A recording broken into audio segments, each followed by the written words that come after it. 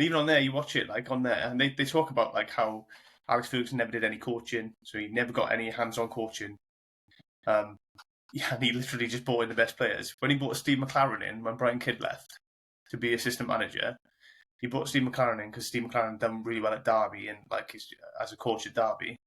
And Steve McLaren came in and asked him, what shall I like train them? And he said, just do what you did at Derby. There's no tactical input. There was no like training input. He would just play 4-4-2. He wouldn't change it. Like he was pig-headed, wouldn't change it. Just play 4-4-2. Like, and he just bought the best players. Like every year, he went out and he bought better players. That's what he did. And then put the better players in the team. You know what I mean? He fell out with half the players. He fell out with them all the time. Welcome to another episode of They Not Like Us. And today we've got an incredible conversation lined up. But before we dive in, I want to remind you to hit that subscribe button so you never miss out on the powerful stories, insights and advice we bring to you every week. And let's dive into today's episode. Yo, we are not live, but we are recording. So let me pull this up. Let me see. Let me share this with you.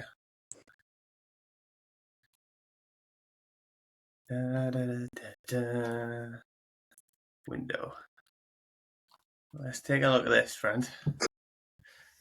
What are we saying? Spain, England. The whole game was disappointing, wasn't it? Let's be honest. Yes and no. I mean, I was always expecting them to play the way they played. We were hoping, I guess, that they'd have enough to get over the line and edge it again. But, you know, this Spanish team are really good, aren't they, to be fair? Yeah, and I mean, just look at that possession. I've not seen a team do that to England in so long. Like, I've not seen a team dominate us on and off the ball, really, in a long time. Like, since we last kind of had a major final, probably.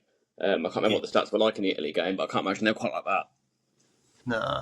I mean, they had lots of chances, and I would argue that their chances that they had were better than any of England's chances, to be fair. Oh, 100%. Yeah, 66% possession, 89% pass accuracy. That is ridiculous, isn't it?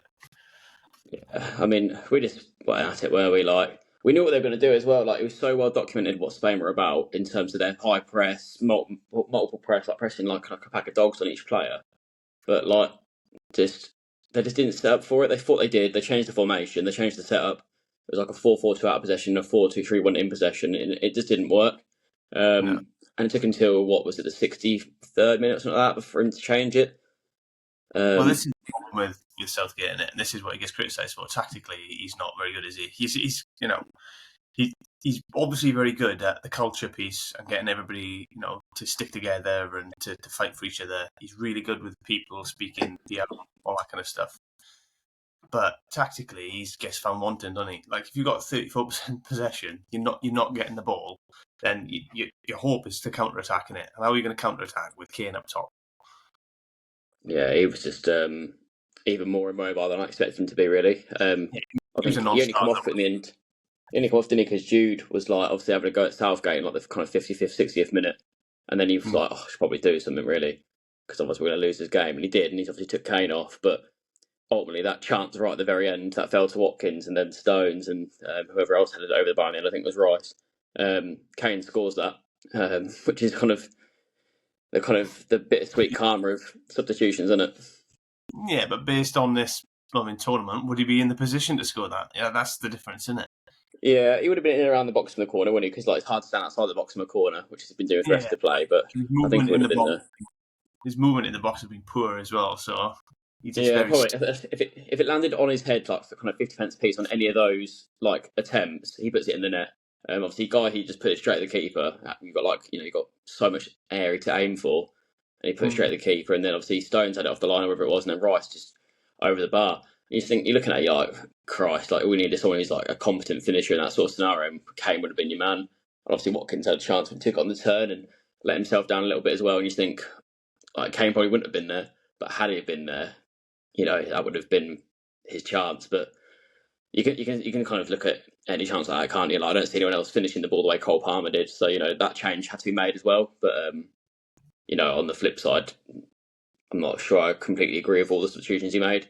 And I'm not sure, like when we were 1-0, he was looking at bringing Trippier on. I don't know what the science was behind that. But obviously that soon got changed when Orazabal stuck it in for 2-1.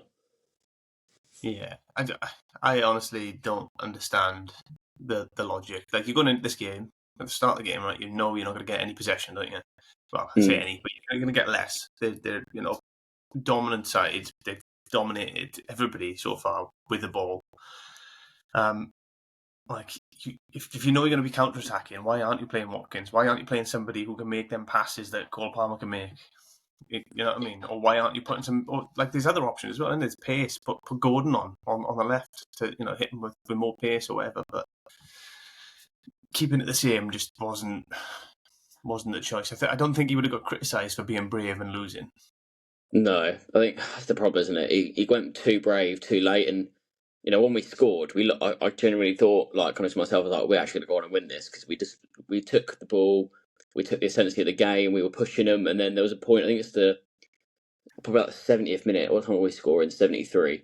So I think it was about the 77th minute, we had a throw in their end, right down the corner, Kyle Walker had it.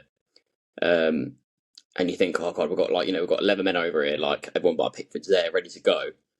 And he chucks it backwards, and it goes to, I think it was Bellingham, and then Bellingham, and it goes back to Stones, and then Stones goes to Pickford.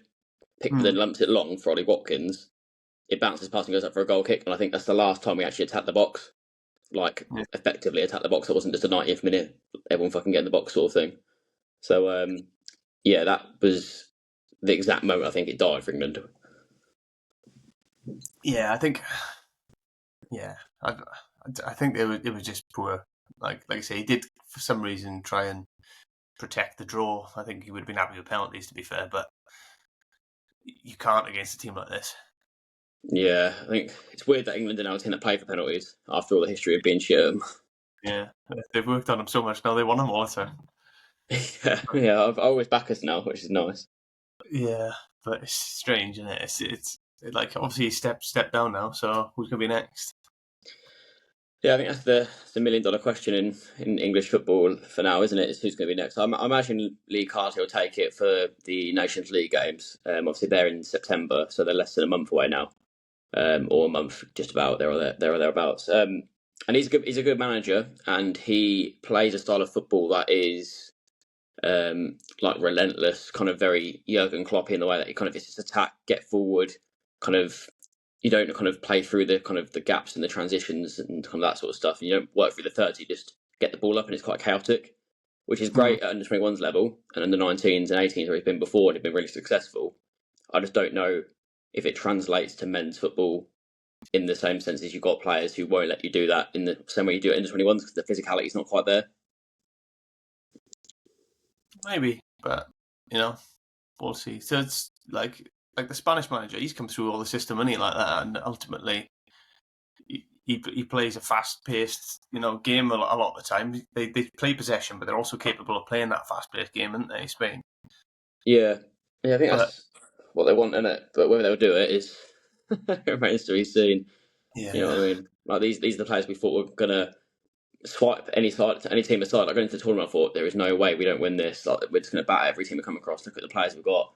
You've got 3 players that have player of the year in their respective countries in our attack, and we end up being one of the weakest teams when it comes to attack in the end. But they did it, didn't they, with Gerrard, Lampard, and Scholes, trying to fit everybody in rather than actually going, well, no, we're going to have to leave somebody out because it doesn't fit the way we want to play, and it upsets the whole system. No, I totally agree. I'm not really sure why he changed away from the system that worked, because we saw the 3-4-3 or 3-2, or 3-4-2-1, whatever people were trying to call it, and it was working. Like, yes, we weren't playing Spain. Yes, we were playing kind of more second-rate nations, but it was working. I just can't understand why he went back to a kind of regressive formation of a 4-back where he knew we were going to get found out. Well, I just think it's just not. It's a courage thing, isn't it? It's a courage thing. They're so worried about what the other team are going to do. They adjust their game for the other team like too much. Whereas what they should be doing is going, right, this is how to get the best out of our team. Let's go and win this game. This is what we're going to do, and we're going to take over this game. You know what I mean? It's that. it's that almost, well, I keep coming back to it, it's Pep Guardiola's like attitude. We're going to go win this game, not we're going to go and sit there and try and survive, or we're worried about what they'll do. Like even against like Real Madrid and like the best teams out there, he goes for it. Yeah. You know what I mean? I think that's the issue, isn't it? Yeah, and I know he's got, amazing players and he's got a lot more time to work with them, but ultimately it's that courage to just go, right, we've got class players here, we're going to set up in a way that's going to get us goals and get us to win this game, and we're going to attack this game from the start. Make the other team worry about you and panic about you, you know what I mean? Yeah, I think that's what Spain did, wasn't it? It was kind of, they just played their game, and I think England set up. I mean, the first half, I couldn't have been more impressed with Luke Shaw and Kyle Walker. And obviously, I had my reservations about Luke Shaw going into it being whether he's fit enough. Can he cope with Yamal? Like, yes, he's a class left back, Luke Shaw, and he's been there and done it. Played in the final, won major trophies with United. Played for England he's probably on like 30, 40 caps now. But obviously, he was really good, and Kyle Walker kept kind of dealt with Williams in the first half really well. And he thought, bloody hell, like, maybe this formation's working. The fullbacks have done their job. The wingers are coming back to help out to make 2-on-1s. But I think they spent so long prepping for that Yamal coming into Olmo situation that they forgot about Williams, and then he was, in the end, the dagger in the heart. I don't know. I think they just changed, didn't they? I think Spain adapted and England didn't. Yeah, that's the problem, isn't it? It's like, you got to adapt to it. And obviously, the second half they came out, and rather than going down the right hand side team out at the time, because it wasn't working, because Shaw coming out the first half, I think it was like 6 or 7 tackles, one against him, and then Williams become the threat coming inside, and they just weren't watching that second runner behind, which is, I guess, probably why they come away from 3-5 to 3-4-3. But ultimately, I think they brought themselves into a hole, and that's the last thing you want to do against the players like Williams, like Yamal, like Olmo, who are quick enough with their feet on and off the ball to punish you. And that, obviously, you can analyse it till the cows come home, can't you? Because England weren't good enough in a number of kind of places, really. But ultimately, like you say, we tried to defend against Spain rather than trying to play our own game, which is it's crazy. England were happy with the 0-0 at half time, and they came out and they wanted more of the same. That's the difference. Where Spain came out and was like, how do we unlock this defence? How do we score? How do we win this game? Yeah, and that's just that attitude difference. And I think that attitude difference is what's upset most of the England fans, and that's why Southgate's had a lot of stick, because he doesn't seem to be going out trying to, I guess, like be aggressive and try and win games. He's just trying to survive. Yeah, it's disappointing, isn't it? Like, I think the chance to win that game was still less than Italy 3 years ago. I think that was still a better chance to win it, because Italy weren't a European Championship winning team, in my opinion. Like, they weren't that good, especially on paper or in terms of their play. They weren't that strong. They didn't really impress anyone. They didn't blow anyone away from that tournament. They just got fortunate that England fluffed their lines again. So, I think obviously 2021 at home, we should have won it. This year, it's unfortunate. We didn't deserve to get to the final anyway, did we? Let's be honest. But I don't know. It's one of them, and Spain was so good. Like it says on there, 15 goals is the most at any Euros ever, and to win every game is just the second time it's ever been done. Yeah, and you think, bloody hell, don't you? Like, that's just not ideal. Though. They are that good, aren't they? Yeah, and I think people underestimated Spain coming into the tournament, didn't they? Because obviously they are the current holders of the Nations League, aren't they? Yeah, they won that, and so. But people just didn't fancy him coming in for whatever reason. Yeah, it's surprising, really. But I mean, Cucurella, even look at him in the season, dreadful. We were talking about him on the last episode, and we were kind of saying that he's not a first-rate left back, and he actually couldn't have looked any better in this Euros if he tried. Even in the final, he was not amazing, but he was pretty good. I think the difference is that when you get that much of the ball, he is good on the ball. Defensively, he gets found out a lot, but on the ball, he's actually pretty good. Yeah, I mean, that cross was wild, wasn't it, for the goal? He couldn't have timed it any better, really. No, so if you dominate possession as well, then it's going to suit him, innit? Yeah, and I mean, when that second goal went in, I was convinced it was offside. I was convinced at first it was offside. I thought it was. When I looked at it, he's offside there. And I've seen the automatic offside thing. I've seen that he's off. I saw that he's onside. But haven't seen every camera angle since, and people are taking photos at the game on the TV, and I'm just like, how can that not be? But obviously, it's got to be, because you've got to trust the system's working, haven't you? But yeah, when it got given, I couldn't believe my eyes. No, I know. What can you do? It's devastating. It really is. I thought that was off. My first reaction was that's off. I mean, it was a really lovely, well-worked goal, wasn't it? But yeah, I mean, it's just obviously, yeah, it's the space got found, didn't they? Like, both all their good chances. Obviously, they missed 2 or 3, and Pickford made some unbelievable saves in that second half, which I think a lot of people forget. Because that game could have been 4 or 5-1 had it not been for Pickford, to be honest. They were dominating. And I think, like, to go back to what I was saying about the left back and the right back, they were just so good in the first half, and in the second half, I don't know what Kyle Walker was up to for them goals, but you just got to think, like, this guy's a treble winner, and then he won a domestic treble, and he's up there with one of the best right backs in world football possibly ever, and he's left his post twice, left his man twice, who is a man who's just won a trophy over in La Liga. Like, he's a proper, he's a hard winger. He's not just some winger that's got into a team because he's the only left winger. He's a winner, and he's left him twice. He's punished us twice. And you think after the first one, surely he'd get alive to it, but no. And then Norman's backing him up either. So, like, he's left him, but then Stones is also nowhere to be seen. It's frustrating because the goals were good, but I think we made them look better in terms of like the actual goals themselves. I think we made them a better chance for them to score than we should have done. Maybe. I'm not. Yeah, maybe. But I still think, I mean, it was Spain's well worked, well played that's created that more than anything else. Yeah, they've sent the defence, but the defence have been run ragged as well, hasn't it? For 50 minutes. I mean, for the first goal, and then they were tired, weren't they? So, it's like, especially Walker, he's getting on now, really. And then, against Williams, who's young, and Cucurella's hammering it up and down that side as well. He's probably had a real tough shift there, to be fair. Yeah, I think he's come out of the dressing room, and he's a little bit. I think he's still a little bit. He still sat down when that goal was coming in. Like, when that chance of attacking, was it the 47th minute or something like that? Yeah. I think they're still just coming out of the dressing room, aren't they? All of them. They're still just coming out. They're still getting back into the game. And Spain come out like firing, and they were out well before us as well. Before the game and at half time, they were out in the tunnel and out on the pitch well before us. Yeah, they wanted it, didn't they? Yeah, I think they came in fresh, didn't they? We just weren't at all. Yeah, and literally a couple of minutes before that, everybody was like wowed because Rodri's off, thinking here's a chance, and instantly go behind. Yeah, I think that's what I mean. I think I was actually saying it at the time. I was like, if there's a player to pick to take off that pitch like before the game, I mean, for me it would have been Williams because I know how dangerous he is. But the next player you think is Rodri because like that man's a winner. He's only lost 2 competitive games in the last 2 years or something like that, or 2 or 3 games, which is mental. It draws the tempo of the game as well.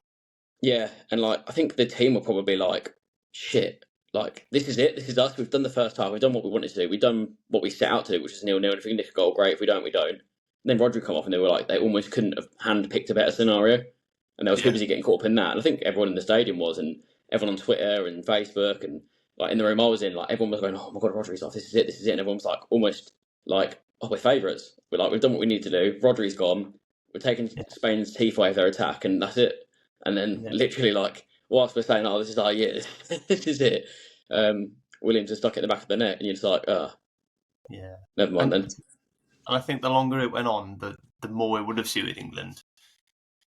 Yeah. If it was 0-0, into the late stages of the game, it probably would have suited England because, there's always a chance you can nick a goal. But I just think that was a bit of a sucker punch, that. Yeah, it was hard. Like, it sucked. Like, I think I was more disappointed after the Italy game, like I said, than I was the Spain game. But it hurt equally as bad. But I think I was still more disappointed at Italy just because that felt like more of the chance. But yeah, like I say, it was like I think we had every chance taking that extra time. But I think the result would have been the same regardless. I think we were fresh out of legs, and the substitutions that Southgate was going to bring on at 1-1 wouldn't have won us the game. Yeah, you feel bad for like the likes of Palmer, Gordon, Watkins. I felt like they just didn't get a chance. Like, Foden played 7 games in this tournament, and I don't think he got a single goal or assist. And then Gordon must be sat on the bench thinking, "What fucking hell have I got to do to get a game?" Yeah, but that's part of the problem, and that comes back to what I'm saying about picking rather than just picking the best players, pick people who fit the system. So if you're going to play a left winger, don't play Foden there. He doesn't play there. Yeah, and he wants to come inside, but then he's coming in onto his weaker foot, and then you're instantly at a disadvantage. Just put Gordon out there. He'll get up and down the byline and he'll put balls in the box. Yeah, 100%. And he'll pin people back. 100%. Fit the game that you want. Fit the system and the game that you want to play. Like this game was obviously going to be counter-attacking. Start Watkins, man. Even if you bring a striker on later on, start Watkins and get him for 60 minutes to run in behind, to really stretch their defence and keep them pinned back. You know what I mean? Yeah, I don't think he's brave enough, was he? I don't think he was ever going to drop Kane in any stretch of the word. He started him in the Euros final, the last previous Euros, and he wasn't fit. And he started him, and people thought, he's actually doubtful to play this game, and he still started him. Yeah. So, not in the Euros, sorry, in the France game, in the World Cup. And you just think, that's the sort of thing Lee Carsley will do if he gets in this manager's role, especially on an interim basis. He's got nothing to lose, and he will just do that. I can see Lee Carsley probably starting Watkins in the first or second game for England that he manages, because that's his football. It's quick, it's fast. There's no passengers. I don't care if you're Harry Kane or if you're Lee Cattermole. If you're not playing, you're not starting. So we'll see what happens, won't we? But yeah, I think it's another chance missed, isn't it? The next European Championships is in the UK, so we'll fancy ourselves that one again, no doubt. But the team will be 4 years older than it is now, and you think, have we missed our chance like Belgium? Possibly. I think they just need to. It needs to be you just need to be not picking the best players and trying to make them fit in a system that they don't fit. You just got to pick your system, and you've got to make big decisions and leave players out. It's that simple. 100%. You've got to think about what's best for the team, of the outcome of the result, rather than, he's player of the year, he's got to play, or he's our all-time top goal scorer, he's got to play. It don't work like that. No. It don't work like that. You're trying to win football matches, ain't you? So you got to think, what's the best system for this football match, and within this system, who's the best players to fit in them positions? 100%. I think the biggest letdown for me on the final on the day, I think, was probably Declan Rice. I think he's managed to avoid any major criticism throughout the tournament by just being. I've criticised him. He's awful. Yeah, he's been average the whole tournament, but I think he's got away with it because Southgate's tactics have been not great. Kane's been a bit of a scapegoat. People have been saying this about, people going, Foden this, Foden that, he can't play there, he can't play here.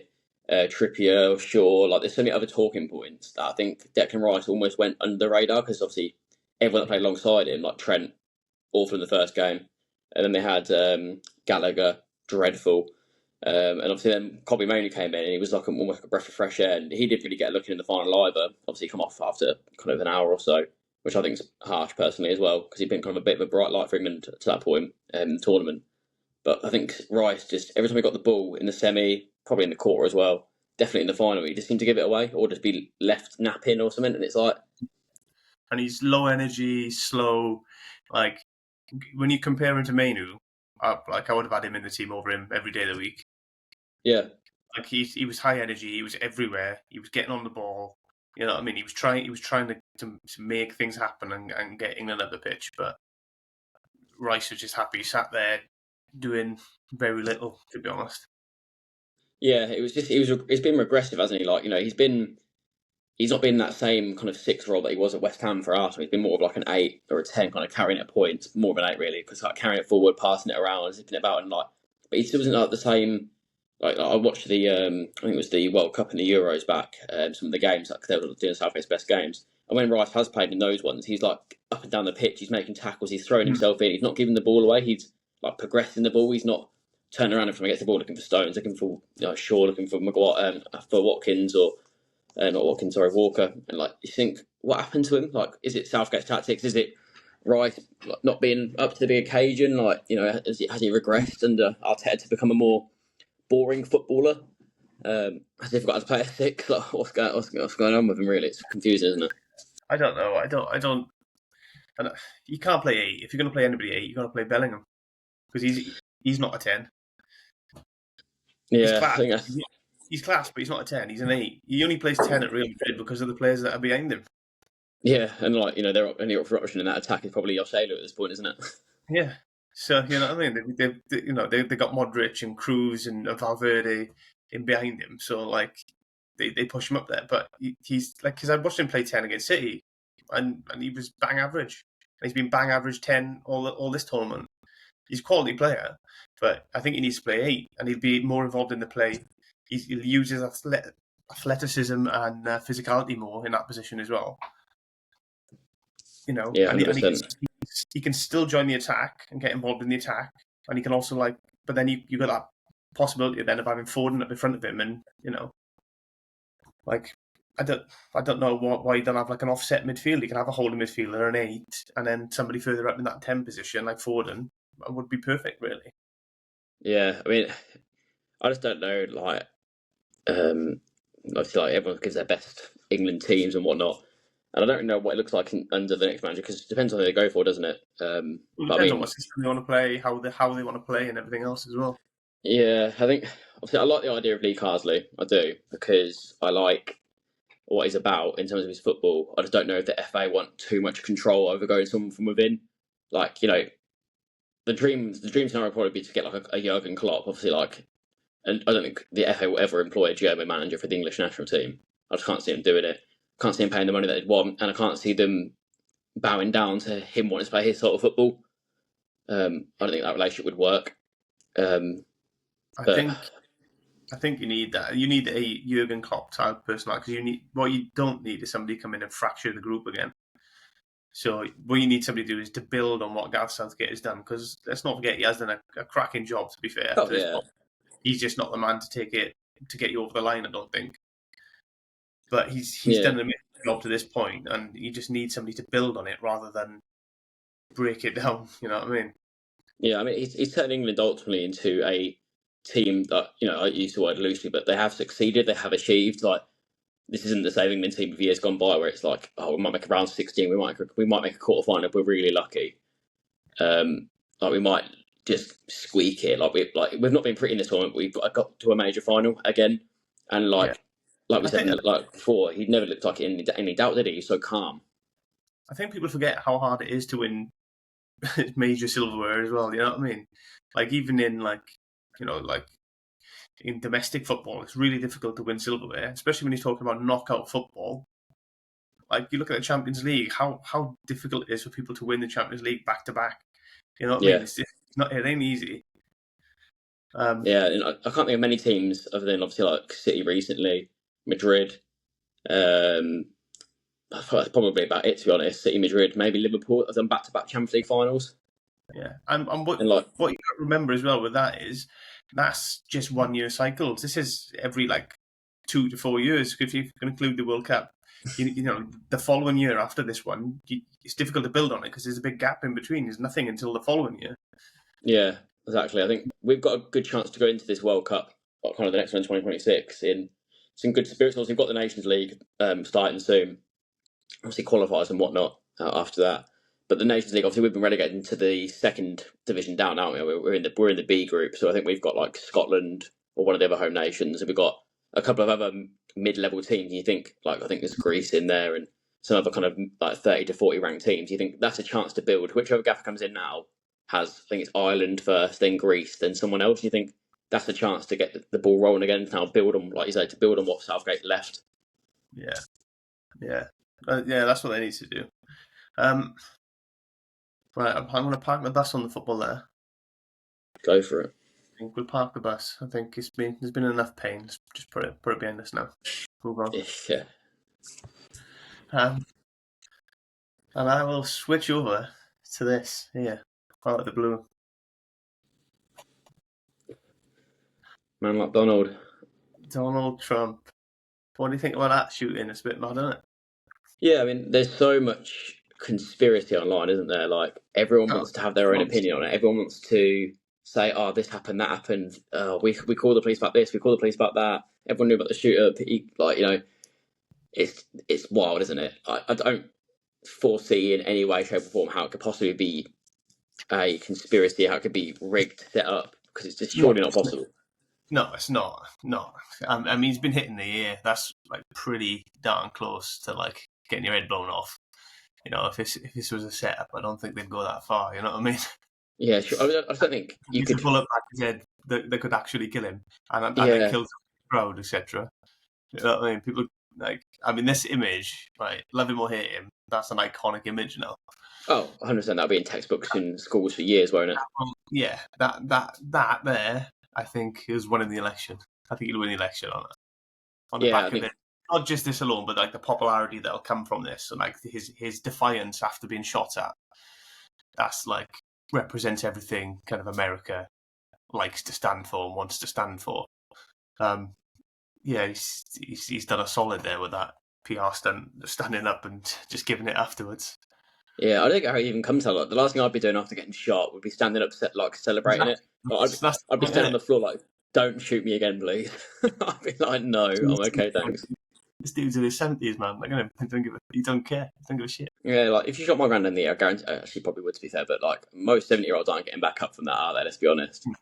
Nah, but at my age now, I struggle to get up off the floor as it is.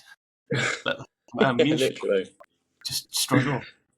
Yeah, I think like people that are saying it's fake, like to have to move. I don't think they understand. Like, obviously, you'll know from like kind of your kind of military kind of background, but like to turn your head whilst being shot at the precise second of a bullet travelling, considering that the speed of sound is much slower than the bullet. Yeah, it's just impossible. As soon as that bullet leaves the gun, you're dead. If he hits it, the guy's just missed. That's all. And then once he's missed the first one, he's taken fire from the snipers who've identified where he is and fired straight back at him. Like as soon as he fired that first shot, the sniper returned fire. Mad, isn't it? Like that's the thing, and because of the pitch, like they say it's conspiracy now. People knew where he was. Yeah, people were saying there's a man with a gun, but who did they communicate that to? Had he been passed with the radio, and then at which point they still got to identify and find out where he is. The guy's got up on the roof with a gun and taken a shot almost like instantly, set himself up and got it instantly. And because of the pitch of the roof is like that, most of his body is covered. So the only thing that's going to peer over is his head and the scope. He's going to get because he's edge up over the roof. So, and then by the time he's there, finding it, if he takes a shot straight away, which he's done, the snipers are not going to find him in time. And then as soon as he's fired, they're on him, turned, pivot, and they put rounds into him. So, yeah, it's crazy, isn't it? Like, I imagine more will come out about it, over the next kind of weeks and months and stuff. And like when there'll probably like a Netflix documentary on it in kind of next summer, no doubt, because that's how they'd like to roll things over there. But this moment has made his presidential campaign now. Yeah, I think this is something that will make him immortalised in American politics for probably some time. I think we'll struggle to see someone that overturns Trump now for some time after that. Well, he can only do 2 terms, can't he? So if he gets in now, that'll be him done. He'll find a way to make that change, though. He's that sort of bloke, isn't he? That'll be him done. So he'll be in and done. But he'll beat Biden to the post now. Yeah, I mean Biden's bloody lost it at this point anyway. He's calling President Zelensky President Putin the other day. He's I can't remember forgot his own name, and just the mistakes he's been making. You think that's not someone who I'd be voting for as a leader. You want your leader to be fearless, to be unkillable, to be defiant. You don't want your leader to be forgetting his grocery list. You know what I mean? Like, that there is he's gonna build his entire campaign off that. Yeah, and I mean, why wouldn't you? You know what I mean? Like he's just survived being killed. Hey, not being funny. That picture, like it's even got the flag in the background. It's like almost perfect there. If that was me, that'd be framed. I'd be up on my wall somewhere. Yeah, 100%. Like he's it's mental, isn't it? Like I don't think people understand the gravitas of it until like years to come when we look back at it in like 10, 15 years and think, bloody hell, like he's actually survived an assassination attempt. Like this guy what he is. Yeah. Wild, but that'll be on t-shirts and jumpers and flags and all sorts in years to come. 100%. He'll have that. He'll push that out everywhere. But yeah, I just wanted to talk about that just because it's like, it's culturally, that's going to be a big moment. That. Yeah, I think it's impossible not to talk about it, isn't it? Like I think everyone's been talking about that pretty much on and off all week. Like, it just shows the difference in the like here to there and our politics to theirs, because you can't even think about something like that here, could you? Really, like I don't think we've had something like that in my lifetime that I can think of. No, you can imagine it, but like, it's wild. Yeah, gun laws, crazy. Love it. But yeah, just wanted to touch on that one. And then obviously, because of all your ADHD stuff, I've seen you made some more videos again recently. Yeah. So finally managed to swap out and kind of obviously like in the last part I was saying like how I was struggling to kind of get content out, and I was kind of struggling on how it looked and how it felt, and kind of felt like I'd lost my way a bit. But I recorded some bits that evening actually after I'd seen yourself, and the day after I think as well. So they're all kind of banked up, just waiting to kind of like edit them slowly and then re-release them really, and kind of change the way I'm doing it, I think. What do you mean? Sorry, change the way you're doing it. So like kind of just gonna rather than going like the same kind of intro like, hi, I'm Alex and this is my part, kind of, because obviously like we're saying, like you lose viewers really quickly, like kind of the first 6-7 seconds is when you need to be hitting people and getting them looped in. So I've kind of, like I said last time, I've moved kind of the start to the end sort of thing. So the end to the start, sorry. So like it's quite a simple move, but it's just to try and get people hooked straight away. So that's the kind of process I'm going to go to, more of a kind of experience-led kind of production over a kind of step-by-step bullet point that I've been doing already. Like it's kind of been quite a like kind of like a process, quite like not boring but very like this is the middle, this is the start, this is the middle, this is the end. Whereas now it's kind of hopefully going to flow a little bit more and be a little bit more kind of storytelling and experience rather than just stating where I'm at. Yeah, so I was watching something. I don't know if I'll be able to find it on here, but I was watching something with Mr. Beast. His advice, and he's just saying about that first 5 seconds is the key to keeping people on. He said, like, people you lose your audience in that first like 5 seconds like that, and he said after that it kind of levels off. So the trick is to try and keep people at the start as much as you can, and then you'll have more viewers for longer essentially. And his advice to that was, I'm trying to find it on here, trying to find it in a written format rather than like skim through a video, if I can find it. But essentially, he says, in the thumbnail and the title, tell them exactly what it's about, and then the first 5 seconds, don't disappoint them. So like, don't talk about anything else other than. So say you've said, like the titles, I don't know, how to get more TikTok views or something like that. Start off with, I'm going to show you how to get more TikTok views. Boom. Then once they're on that video, they know this is exactly what they've signed up for, essentially. Obviously, he's talking from a YouTube perspective, like from that, but it works the same in short form content as well.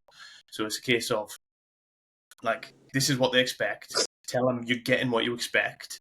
And he said after that, once they know they got what they expect, they will stay on for longer, and especially try and give them then after you can give them like little hooks along the way about stuff like, or wait till the end to find out this, to keep them on the hook a little bit longer. And he said that the longer the video goes, the less kind of intense and extreme it has to be, because people will just stay at a certain point.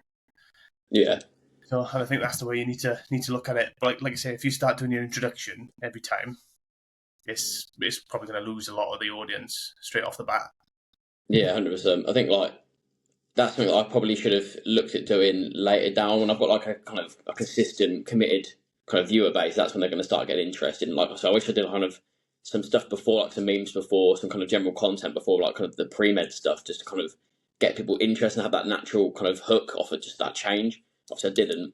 So now I'm kind of going for like the kind of the start of my video. The most recent one I put out was ADHD medication does not cure ADHD. So instantly, it's something that's a bit not like an antagonist, but it's something that could be potentially seen as a bit controversial, a little bit like antagonistic, and people go, "What do you mean?" And then hopefully that's when you kind of get the link in, and then obviously then the video kind of then naturally followed itself, and kind of try to make it a little bit more obviously like the editing, try to keep it fairly low, and it wasn't too edited intense. I think it only took me like kind of half the time it took me for my last video, so just kind of keep it a little bit more real, a little bit more fresh and more kind of relatable, really. Yeah, and I think people are very like worried about, it has to be consistent, it has to be this, it has to be that. It doesn't. The thing is, people think it all has to be the same all the time. But if it's the same all the time, you're not going to find new audience. Yeah. You know what I mean? So like doing stuff like memes and different things to like pull different people in. I don't know if you like him or you watch any of his stuff or whatever, but I've seen Gary V. I think I have, to be fair. Who's that? So Gary Vaynerchuk, I'll find him on here, right?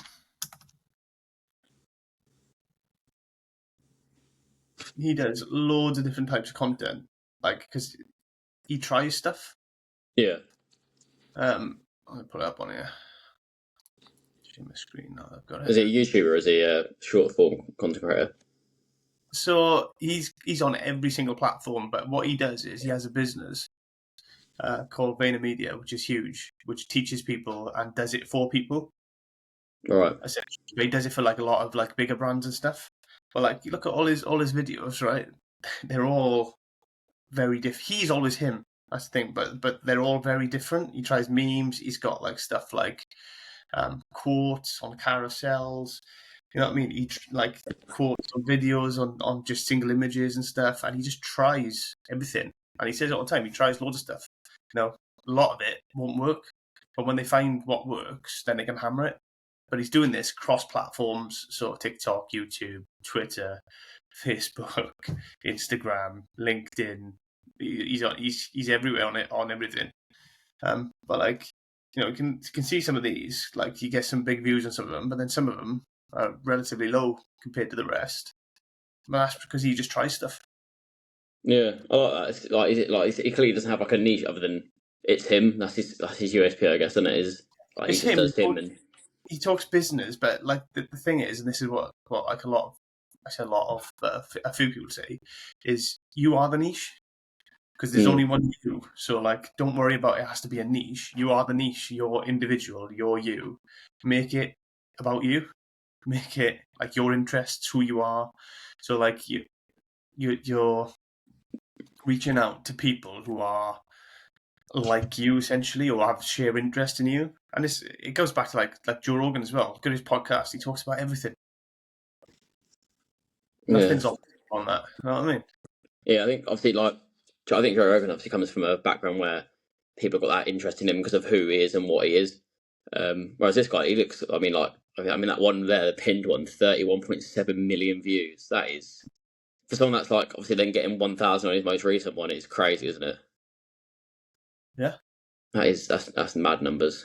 Like, I mean, he's talking about kids and stuff there, right? He's talking about kids, like, I've seen this clip this morning, it was about kids and the participation trophies and all that, get rid of them, all that kind of crap. Yeah, I mean, that participation trophy stuff splits the room, doesn't it? Yeah, but like, he's on about that, but he's not really an authority in that, but he's obviously got an interest in it. He's got kids as well, and he's got an interest in it, and like the way he was brought up and everything else. He just talks about loads of different crap, man. Yeah, I'll have to give him a view because he looks like he's quite interesting, to be fair. Like, just him awfully trying to surf. I don't think I'd be able to cope with that sort of stuff. I can barely stand up on dry land on both feet. Absolutely no control over his body, but you know, this kind of stuff, and that's what I mean. It doesn't need to be consistently the same. You just need to be real. You know what I mean? If you're real and about, you know, authentically you, then it'll be fine and it'll work. Yeah, I think that's what I'm trying to go for. The new stuff, and obviously try to get some more kind of shorter kind of length content and stuff. That's not just me sat down talking to a camera, more like actual like day in the life stuff, me doing stuff. Also, I mean, the video that's due to come out soon. Obviously, I've kind of found that I've not done as much recently because I've not been as motivated and kind of struggled a little bit. But obviously, hopefully, kind of now the summer's kind of kicking in a bit and holidays and whatnot coming up, hopefully I can get some kind of different content, some more fun and real stuff. I don't like sitting down in front of a desk. I don't do that for a job. I don't do it for a living. I never have. And I never will do it. So I'm hopefully just kind of get something a little bit more active, a little bit more real in there. Yeah, and you got to try and do stuff that fits in your life. So like, it's difficult, especially I think it's more difficult in the UK than it is in the US. A lot of people do it in the US, but like people don't bat an eyelid out there, do they? Everybody's like do what they want, active and different, aren't they? Whereas in the UK, if you start walking around vlogging and talking and that, you're gonna get a lot of shit. Yeah, I mean, have you seen that video? There was an American couple. They do like the kind of NPC stuff. So like, and she does it really well. So she does like a non-playable character. Like she genuinely looks like she's from a game. When you're watching it, you think like someone's dubbed this over from a game.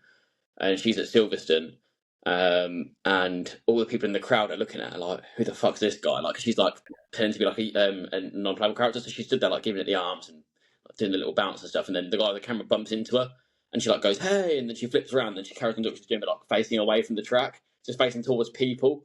just looked bizarre, like kind of what NPCs are like.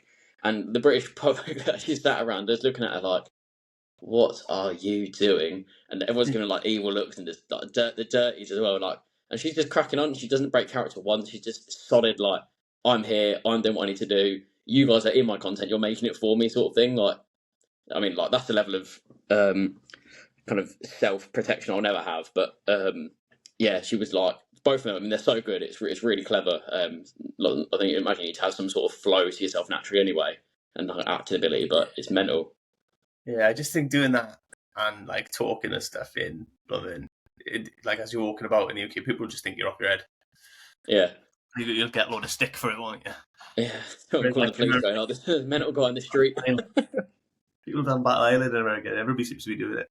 Yeah, honestly, like when I saw it and it was at the Grand Prix, I was like, no way, because like obviously the Grand Prix is quite a expensive day, especially in the UK, and it attracts a very specific clientele of people, and people are there for the F1. And if you're not talking about the F1 or interested in the F1 or like wearing like the merch and stuff, people look at you like you're some sort of second-rate human over there.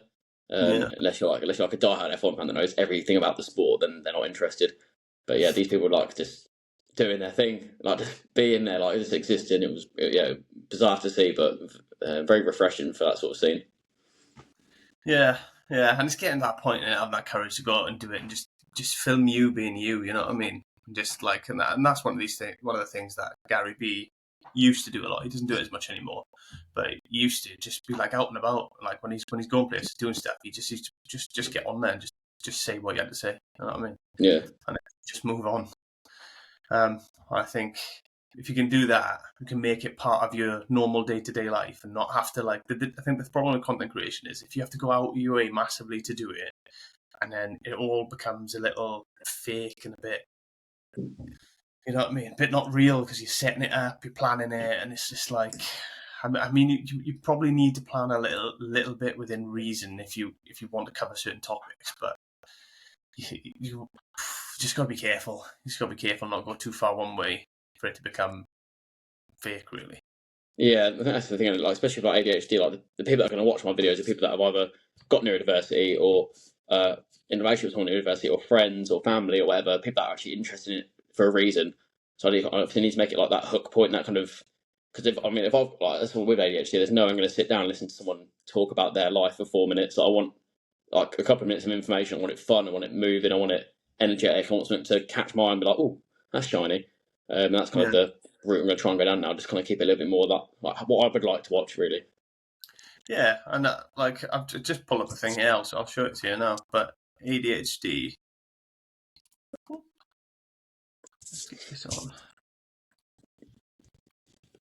There you go. Like the number of patients prescribed medication for ADHD since 2015. Like, so it's more than doubled. So there's going to be a lot of interest in it. You know what I mean? A lot of people just starting on medication. A lot of people, like, it wouldn't surprise me if half the people getting medication here now, at this point, sought help at this point. Yeah, I mean, that's just private, or does it say it's public healthcare? So this isn't a field trust. It doesn't say where the stats are from. It's UK based though, so this is UK stats. But it probably is just overall, then, isn't it? Which is crazy. Like that's it. This is NHS. NHS time. So obviously that doesn't even include just the kind of the people like myself that have to go private in the end to try and get somewhere like say people that are in that last part, they'll be looking for help probably 2, 3, maybe 4 years before that even gets to the point of medicated. Because obviously you've got to get yourself diagnosed, you've got to get yourself then finding the right meds and then to be stable on them. That whole process probably takes about 3 years in this country at the moment, especially on the NHS. Yeah, it takes a long time. But it just shows, you know what I mean, there's a lot. And I think of a lot of that increase will just be a bit more acceptance and a bit more recognition for it now. Like in the schooling systems and stuff like that, where it wasn't, like people didn't even think about it when I was in school. But no, exactly. Like, I mean, it's changed over the last 5 years, hasn't it, really? Yeah, it wasn't even a thing that was considered when I was in school. It were just the kids that were playing up. You know what I mean?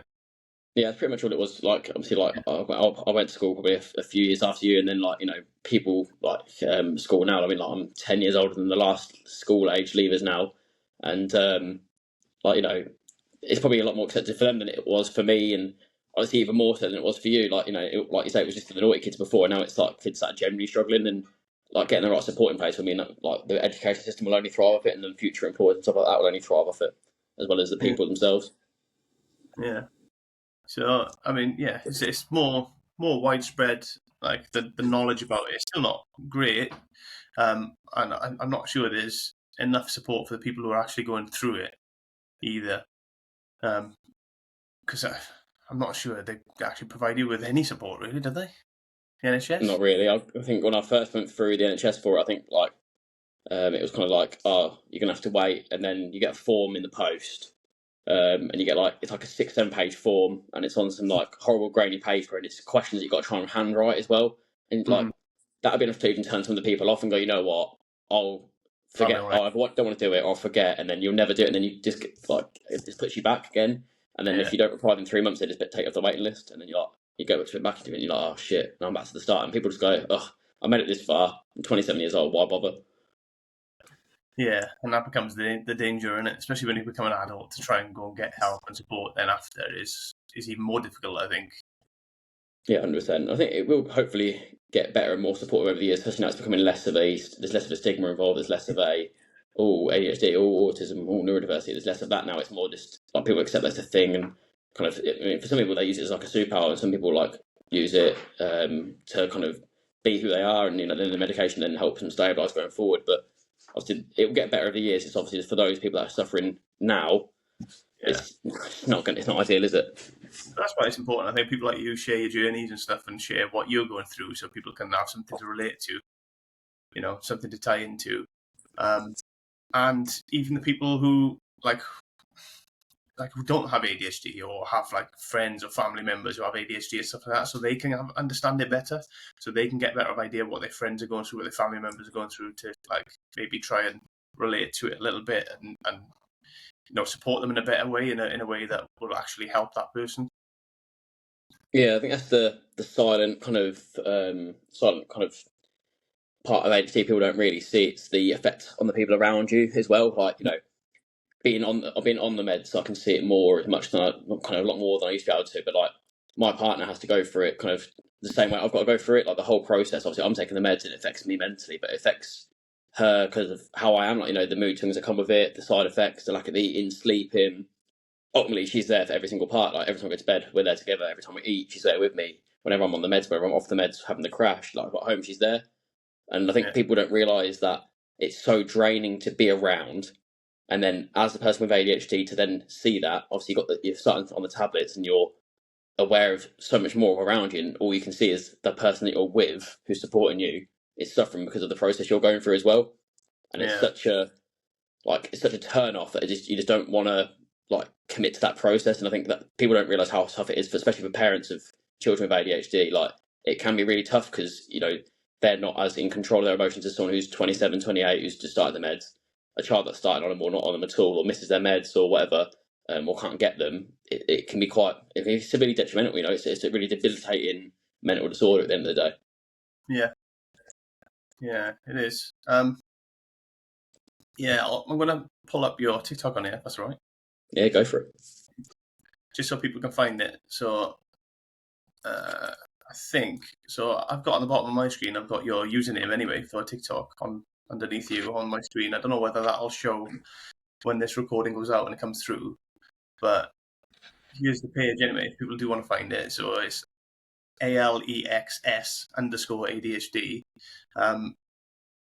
And it is quite worthwhile watching. Like especially if you know somebody with ADHD, or if you have it yourself, just to have a look at it and see what some of the journeys like, especially the medication journey. Like I say, it would be interesting if you did stuff beforehand, or maybe in the future if you do a couple of days non-medicated, maybe just to have maybe a day in the life of you when you're not medicated, and a day in the life of you when you are medicated. That'd be quite interesting.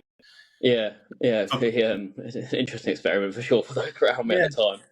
Could be quite interesting, and then you could potentially put them together, little clips of each, like, you know, morning, what you did in the morning, one versus the other one, and combine them or something. But it might be interesting for people to see the difference.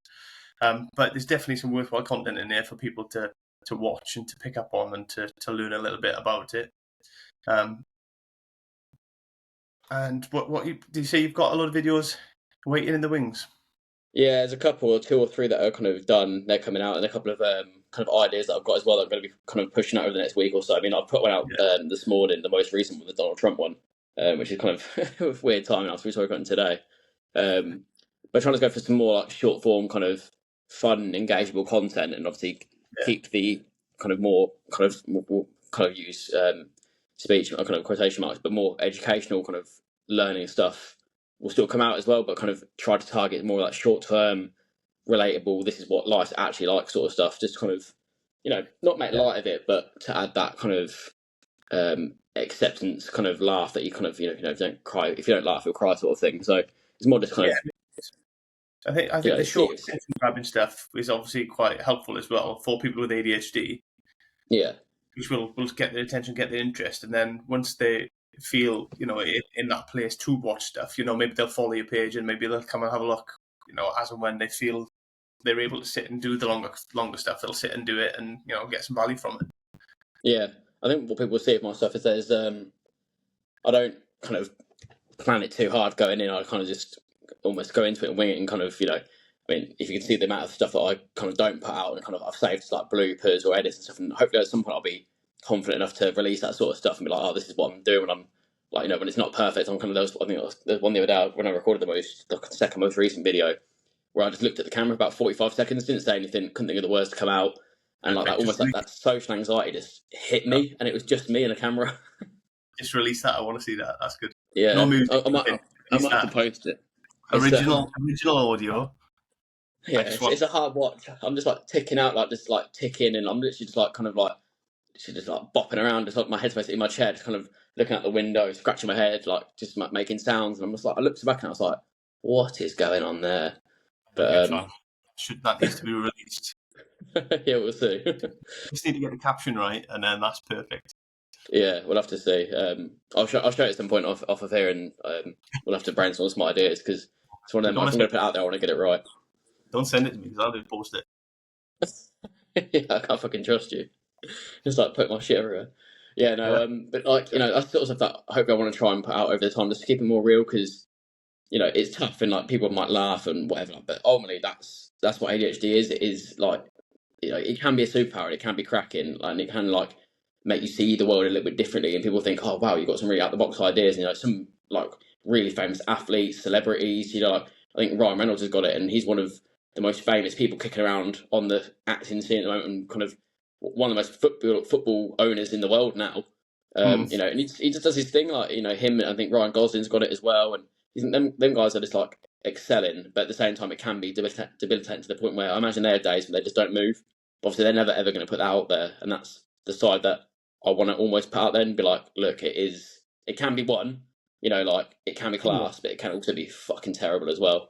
I think the problem is, I mean, looking at the people that you just mentioned there with it, I think where they're at now versus their struggles at the beginning maybe are completely different. I think that's what people are going to be careful of. Don't compare yourself to people like that now who have made it work for them and got to this point, but before they got to this point, there was a whole lot of struggle before that, and that's what people forget.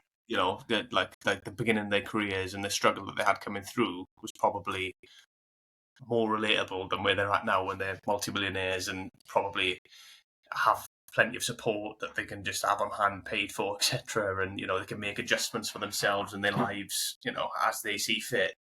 Probably makes their life more manageable in that sense. Yeah, it's like probably at the beginning when they're trying to break through and they're trying to make it and get through. That's probably where the real struggle was, I imagine. Obviously, definitely. Not knowing really, but that's my perception from the outside. And people are too quick to compare themselves to people who have already like achieved stuff and made it and got through the struggles, rather than thinking, where were they at when they were struggling? Like, because that's where they're at. Like, try and do what they did then, not do what they're doing now. If you know what I mean? Yeah, I think that's one of the things that people with ADHD are really guilty of at university in general. Is kind of, it's almost like when you get an instruction manual, and people always say like blokes get an instruction manual, then look at this, build the table, the set of chairs, whatever it is that you got. You give someone with ADHD like a how-to guide on where you are now to where you need to be, or if you give you like a process, we'll look at that and go, much more fun is if I put this into a paper airplane, threw it over there, and went and carried on with my day over there. And then I remember the plane's there later, and I'll put it in the bin later. And then by the time I pick that up, I'll see something else. And that's like giving us the process. We're not going to use it. Giving us an instruction book, we're not going to use it. But almost we kind of, I think that's what the meds help with. It kind of makes you realise that you do need to have an unorganised chaos, sorry. Otherwise, it's not ever going to work out. Yeah, you need to thrive in the chaos, but you just need to make the chaos work for you. Really. Yeah. I'm the same. Like with stuff. I don't know if you've got like, I wouldn't say necessarily an instruction, because if it's short and sweet, I can do it, and I'm like, yeah, that. Like if it's like one or two steps. You know, if it's a bit long and you look at it and you're like, it just overwhelms me instantly. I'm like, nah. Yeah. There's too much to it. I'm just like, that's not fun. That can be tomorrow's job. And then the day after that, it's like microwaving food, and like I'm just on the back of a packet, and it tells you like, oh, put it in for 3 minutes, but I've just got to be exact. I've got to do it exact. I'm awful. It's got to be perfect. I'm awful for that sort of stuff. I'm like, if it's just like 3 minutes, 30 seconds there, and put it in for another 3, you best believe it's going in for 6, because I'm not opening that microwave once, like more than once. I can't do that. No, I can't do that because it tells me on the tin, you've got to do it this way. I've got to do it that way. Yeah, I just like. It's ruined. I'm just like I see like more than one step, and I'm like, no, you can. Like, I can do all at the same time, and I'll be like I'll have like a packet of rice that I need to have with. Say like I might grab some chicken. I've got a rice, and it's like that's 2 minutes. That's like a minute and a half. I'm like, yeah, 3.5 minutes. Bosh, and it doesn't ever come out warm enough. But I'm got to be by the book. If I'm cooking and I'm following a recipe, I've got to follow a recipe exactly. Otherwise, it's ruined. I won't eat it. Yeah, I think that's the stark difference between like some forms of like neurodiversity. Like it's like you get like so many different forms. Like, you know, it doesn't show up in the same, like the same in 2 different people. Like it's rarely the same. Like, you know, you've got your, especially with ADHD, you've got your unattentive, you've got your hyperactivity, and then you've got people that have got both. And that's where obviously like the hyperactivity is one thing, because they can just bounce, they can deal with it, and then like the inattentiveness, they can follow kind of, that's kind of more in women. So they can follow a process, they can be calm, and they can look more put together.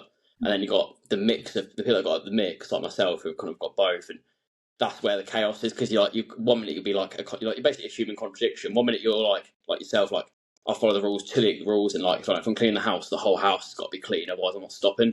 And then other days I'll be like, do we really to hoover the house? Like, you know, no one's coming in. I've not gone anywhere. I've laid on the sofa for 6 days. I can wait until next Sunday. And then I'll be like, Jess will come in and she'll be like, have you done the house? I'll be like, nah. It's messy, but it's that's neurodiversity, because it is, you know, it's fluid, and it's I think that's what makes it special, really. Yeah. It's everybody is different with it, and it's quite interesting to be like how people are different, and like the different nuances to stuff, and how they like perceive stuff, or how they act in certain situations and stuff. I mean, you've worked with me for long enough, so you've seen me probably at my best, kind of again in kind of quote marks really, and my worst, and then kind of my most crazy, my most calm. And it's like there's no, like, without the meds there was no science to it. It's just one day I'd come in and be like, yeah, I'm gassed, I'm good to go, and then about 5 minutes later I'd be like, you know what, I actually know who I am or what I'm doing or why I'm here.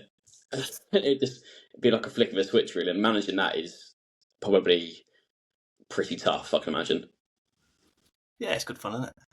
Yeah, I think having someone on your team who's got ADHD is one thing, but having like a few of them makes it into something else. But obviously, it's just finding that balance that works for them, isn't it? Like, you know, there's a lot of management skills to it.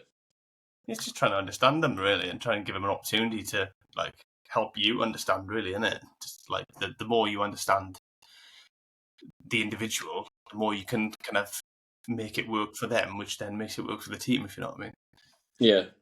But yeah, that understanding will grow in it over time, hopefully, with kind of people that lead and teams and just kind of general kind of different jobs. Really, it'll all hopefully become more understood over years to come. Yeah, I think so. I think a lot of organisations get stuck in a rut like in the past, but I think when new generations of people come through and get into leadership positions and stuff like that, I think it'll just get better and better. Yeah, hopefully. It makes my life easier. Well, yeah, not necessarily the immediate future, but you'd think that they'd have a better understanding as they come through, you know, having grown up, you know, with a better understanding of it and stuff. Yeah. But we'll see. Time will tell. We shall, I think. Yes, that it will. Time will tell. Right. What else are we going to cover? Are you happy with where we're at? I think so. I think there's it's been one of them kind of slow weeks. And have you got anything that you've kind of think? Obviously, we talk a lot about my ADHD and stuff. Obviously, we talked about your TikTok the other day and how you're putting out a lot more stuff. And what's the plan with that? I'm just going to keep pumping out content, really. So I'm just going to be putting out, just trying to grow a bit of a following. And pump out content. So I've managed to get my following up to 4,664 followers from a hard zero in, when was it? May? I was starting a hard zero. So I managed to get 4,000 in nearly 5,000 in 3 months. But that's a lot of work. A lot of work. I'm not gonna lie. That was get rid of that one.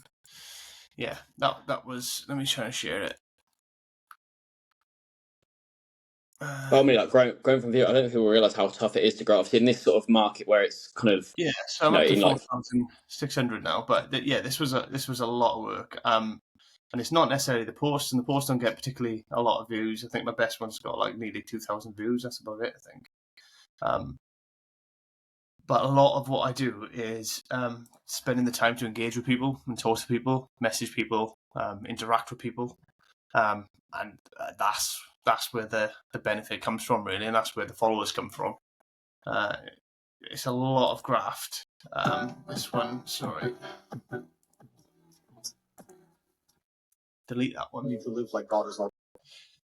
So that one's locked. So something I always do. I can't see it on here. It's going to be on here somewhere. But essentially, there's a I can't see it on here. There's a TikTok creator studio. Essentially, the creator studio.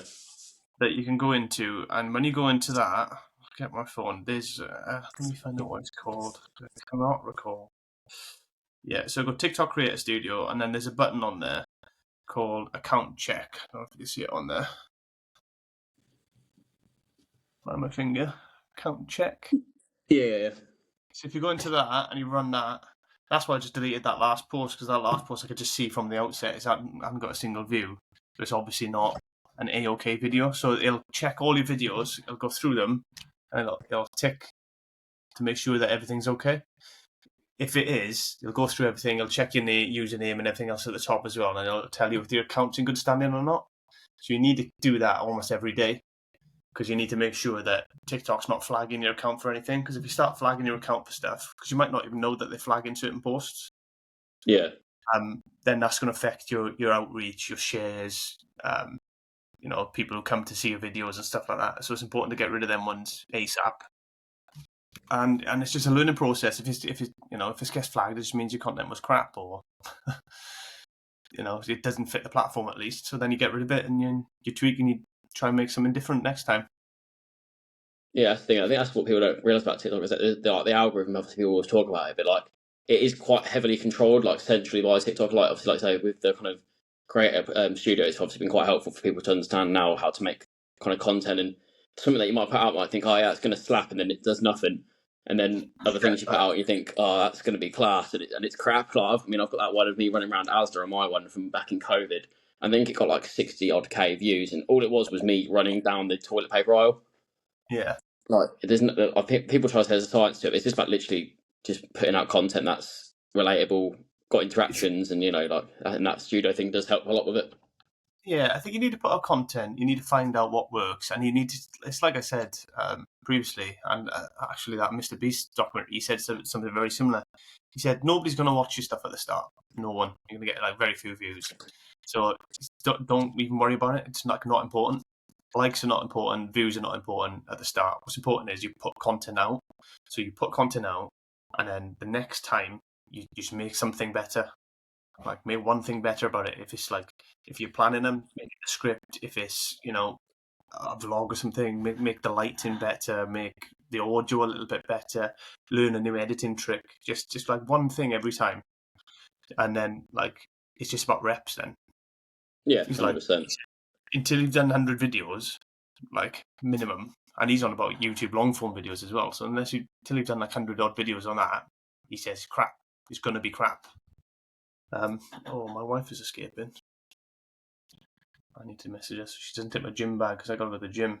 Stand by. Yeah, no worries.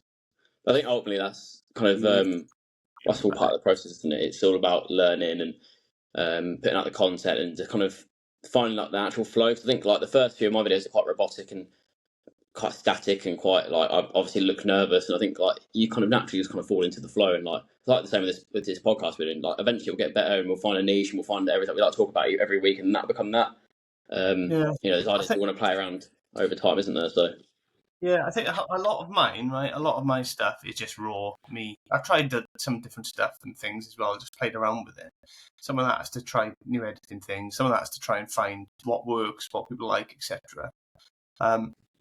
And then a lot of it is just me being me. Because ultimately, if it's not sustainable and it's not something I can't keep doing, then it's not going to last anyway. So it needs to be me, just being me. Ultimately, that needs to be the majority of the content. So 100%.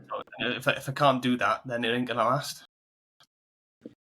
But yeah, I think that's obviously that's all the thing. It's obviously keeping the content kind of current, real, modern. I mean, like no doubt, obviously this year we've got FPL starting soon, which I think starts today or tomorrow. And obviously, no doubt we'll be looking at that again because obviously I think we finished exactly the same points last year in terms of the work standing table, or I think you might have finished 3 more. Did my usual what I just faded off at the end and stopped looking at it. Yeah, I think this year, because we've got this, I think we'll keep probably a better eye. And obviously, like I say, you have parts of the year where you kind of forget about it, and you kind of have a few weeks and you're out, and then once you're out of it, you're out. Yeah, obviously, I imagine in the weeks to come we'll be looking at that and discussing, especially like kind of when the new season's coming up and starting soon. Obviously, there's an EFL one this year as well, which obviously have a lot more interest from people like myself who are EFL fans. I think it's like all 3 leagues as well. One. Yeah, I think so. I think you can have like obviously the players are all like it's the values are like kind of matching. So like your best players in the league are going to be 10 million. Your best players in the charity will be 10 million. And obviously it's good about just picking the right players and knowing your EFL. So I think that would be quite interesting, especially for EFL fans. I think it'd be a lot more engaging. So it'd be interesting to see how that affects the FPL scene, especially with that having. I think there's 2 new chips this year as well in FPL. So that'd be something interesting to talk about in the future weeks. And know that will breed some form of content and following from that as well, because we're not the best FPL managers ever, but we have good fun with it. And I'm great. It will start with a good FPL name as well. So that'll be the thing I think that's the thing I'll be planning this week is what my FPL name's going to be. Before I even think about a team, I've got to find a good name. Yeah, we'll see. I'm gonna wait. I like to wait and see what happens with the movers and the shakers in the transfer market. You know what I mean? Yeah, I mean that's gonna be interesting in itself, isn't it? Like it's gonna. I mean, like it's already happening now. Like now the Euros is finished, this is when we're gonna start seeing the teams making the big moves. I think. Yeah. City being linked with more. I'd like that. Oh mate, he's an incredible player. But I feel like City have got enough incredible players. They can probably just save them for everyone else to keep it a bit more interesting. I'm not sure I can watch another City title. Like as much as I didn't want Arsenal or Liverpool to win it last year because their fan bases are quite hard to get behind sometimes, but. I don't think I can do another City title. I think we just need something else like a Leicester to come up and win it. It's probably going to be Pep's last year, isn't it? So he could do it £500 and then he can leave, can't he? Leave on a high. He can take over England. Yeah, because City will just, I don't know, after Pep, there's going to be a horrible transition period anyway. So people will have their chance to have their fun then. Let Pep go out on a high, I think. £500 is strong, isn't it? I can't think of a team that's ever done that in terms of like a big like European league, other than obviously PSG, but and Bayern Munich with their leagues are boring. Like a decent actual competitive league. Yeah. Can't think of it being done. Premier League is the only one to do it 4 times in a row, isn't he? Anyway, so yeah, exactly. It's definitely never happened in Premier League era. I doubt it's happened in proper First Division era either. I wouldn't have thought. Yeah.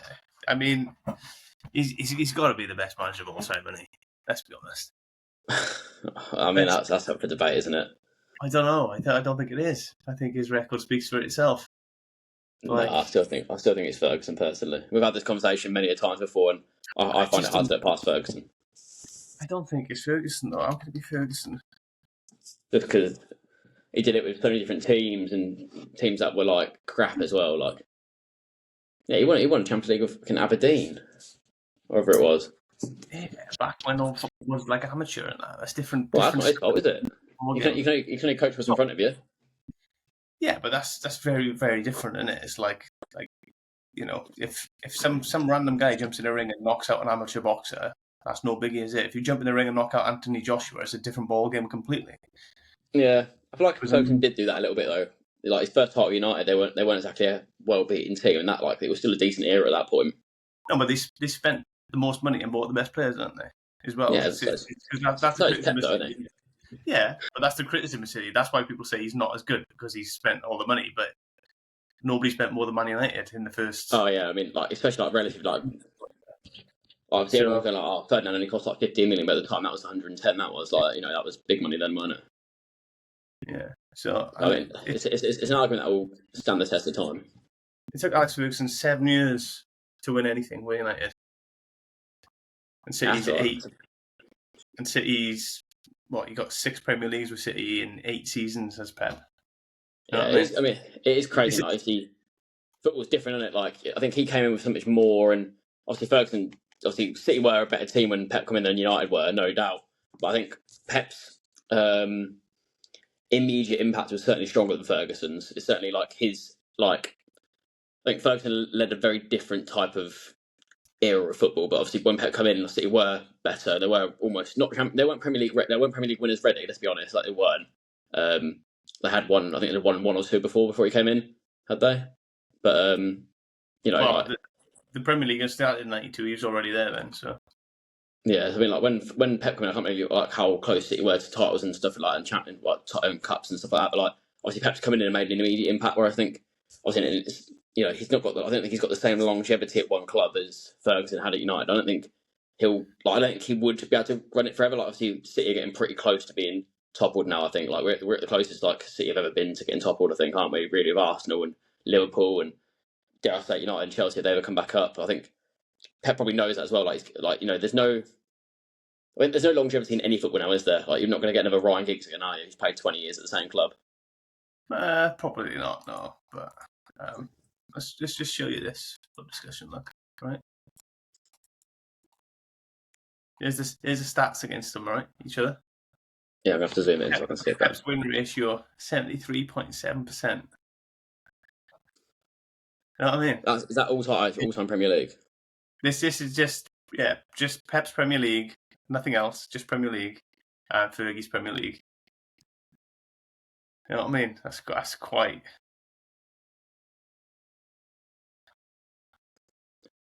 Yeah, I mean, ultimately, when you look at the longer term stats, it's not that different between them. On what? Sorry. When you look at the actual stats that are longer term stats, obviously your wins and losses and stuff like that, it's always going to be higher, obviously with more games, and he's obviously nearly won double, obviously in less than double the games, but obviously City were already a dominated team. If you took Ferguson's first 2 or 3 years out of their they are shit in their first couple of years, they had that's where you're going wrong. So all of his shit years are out of this, because this is Premier League only. Is it just Prem?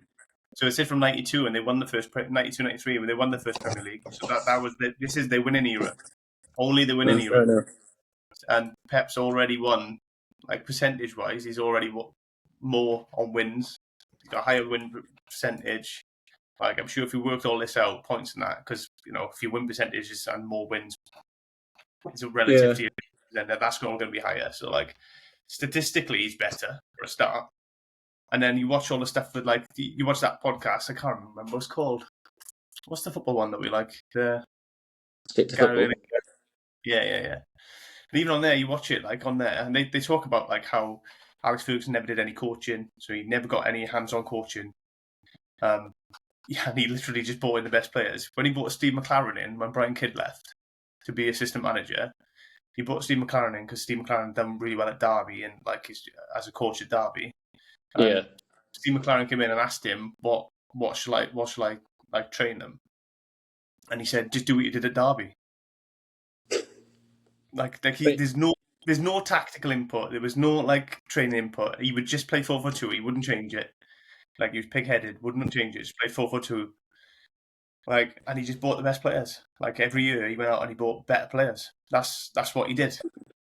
I still think in terms of management, and then put the better players in the team. You know what I mean? He fell out with half the players. He fell out with them all the time. Yeah, that was certainly his downfall, wasn't it? Ultimately. Yeah, I struggle to see, like, for now, right? Like the way I look at him is if he was in football now, he would be a director of football. That's the role he would be doing. Yeah. I mean, you don't get many managers anymore, do you? They're more head coaches now, aren't they? In his office, apparently, and just not come out of his office. He wouldn't be on the training pitch. So, like, he's essentially what now we would call a director of football. And don't get me wrong, he's a very good one because he brought in loads of great players and picked, great teams or whatever. But how is he a better manager than Pep, who's, like, got his hands on in everything? He makes them tweaks, them adjustments to win games, during games, before games, going into games. Like, I just think from a football perspective, like, from an achievements perspective, they're probably neck and neck, and both, like, it's difficult. It's difficult to separate them from. They're just very different, aren't they? Yeah, I think if you go Premier League era, I think you'd probably be right in saying Pep's a better manager, certainly a better head coach. I think if you go long-term career, it's a little bit like trying to compare Maradona and Messi, to be honest, isn't it? Like they were the best of their time at two very different times of football. Like, in the longevity, obviously Messi was much longer than Maradona, in the same way that Ferguson's longevity has currently been longer than Pep's. Whether it'll always be, time will tell. Yeah, I think Pep was good now. But yeah, I mean, that's the same with Klopp, isn't it? Like, where realistically can you go when you've managed at the top like that for so long?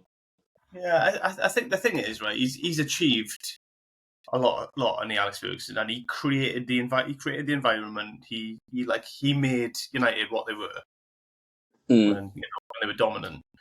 But I just think when you're talking football and management and, like, hands-on tactical knowledge, the ability to influence football games, I think it's Pep. Yeah, I think it's definitely like, if you were to kind of, I don't think football have managers anymore personally. I think, like, the last kind of manager I can think of is probably, like, all from the kind of Ferguson, Wenger era, really. Like, you've got coaches now, they're all coaches, they're not, like, they are head coaches, they're not. Yeah. I think that's important. I think you need to be able to influence your team tactically and, and give them that level of detail, which that's what Man United never did. I think that's interesting, the Roy Keane one. Yeah. Because ultimately, I wonder how, obviously, the biggest, he's the biggest player from the Man United era who doesn't get on with Ferguson and still call him boss and still call him this, that, and the other. Like, he'll still call him Alex, which I think, I wonder how much that affects his vision, because he's a very stubborn man, Roy Keane. Obviously, like, there's that kid. But he's also very straight. Yeah, I just don't know if he's a straight shooter. He's not influenced by the thing, and because I watched this episode when they did this, and he said people will say it's just because I don't get on with him, but it's not. Like, Pep Guardiola's better, is what he said. Yeah. Like I know him and Alex Ferguson fell out or whatever at the end, but, like, Roy Keane's attitude is it was the players that made it, and it was the people in the dressing room that made it. It was, like, the strong characters, the quality players that actually made that team, and I kind of agree with him from what I've seen. It's like, you look at the players they had. I mean, they weren't, and you look how they played. They, like, tactically, they never really, like, did anything, did they? Other than they just went out and played their game 4-4-2, got balls in the box, and trying to get on the end of it. You know what I mean? It's very old ball. I think the more impressive thing about Ferguson is, like, it was obviously not as tactically, spectacular as what Pep does, but ultimately it didn't get toppled.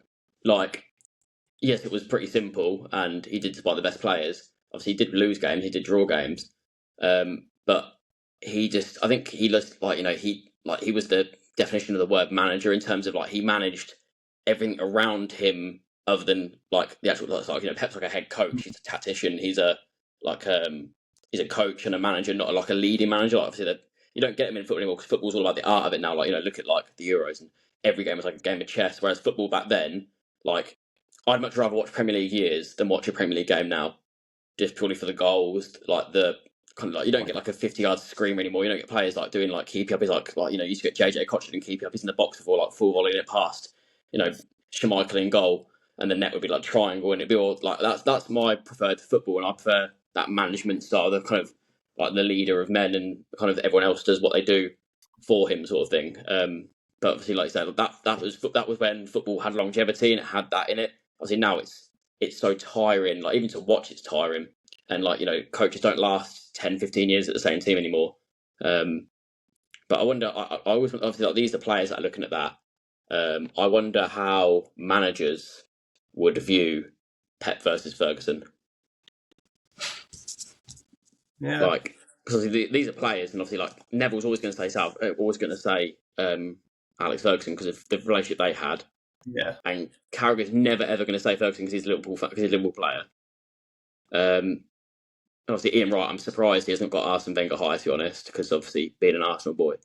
But I'll be very interested to see how like Pep's view on Fergie and Fergie's view on Pep, and like someone in between, like a Klopp, like a Wenger, managed that kind of. I think Pep and both would both say the other one's better.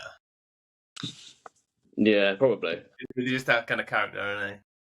Yeah, I think it'd be interesting to see, wouldn't it? Because Pep is quite, like I said, another straight shooter. Like there was talking the other day. I saw a video the other day of his press conference about winning the domestic treble this year. Like, they obviously nearly did it against United, and they were like, "Oh, it's the first one ever," and he was like, "By the men." It's like the women have done it. And so he's honest, and he's very alert to that fact. So there must be something online somewhere. I have to do some research for the next episode we do and see what managers say, especially ones that have managed in both eras. There's not many that are left now, but kind of the ones that retired over the last 5-10 years, they would have managed in both eras with Pep and with Ferguson. I'd be interested to see how they view it. I think though, just Pep's influence on world football, the way he's changed the entire game, shows how head and shoulders he is above everybody else, if you ask me. Like Alex Ferguson didn't change the game. He couldn't change the game. He just mastered what he did, didn't he? Yeah, he just did the old way and put better players in the system, and had characters, like big strong characters, like who were winners essentially. And that's what he did, wasn't it? But you could look at it like Pep Apple, and it's innovative and it's different and it changes, it moves all the time. And Ferguson's almost like a Bic pen. Like it is what it is. It's basic, but you can't beat it. Like you can't beat a Bic pen, can you? Like it always works. It never explodes unless you unless you break it. It doesn't break. Like it's reliable. It's not pretty and it's not the best thing in the world. But if you were to draw a pen, you'd probably draw a Bic pen, wouldn't you? Like if you were to talk about football and probably the biggest, especially in my lifetime, the most successful team, you'd either look at City, which would be a fancy thing, or you'd look at United, treble winning team in terms of English teams that you look at. I think there's not a better team than those two in English football history in my lifetime. Like Pep's Champions League winning team and United's treble, can't beat it. No. And those teams, obviously, they played different football. So if they played now, City would walk them off the park because of how football is different now. But they're both they're in their own eras, they were unbeatable.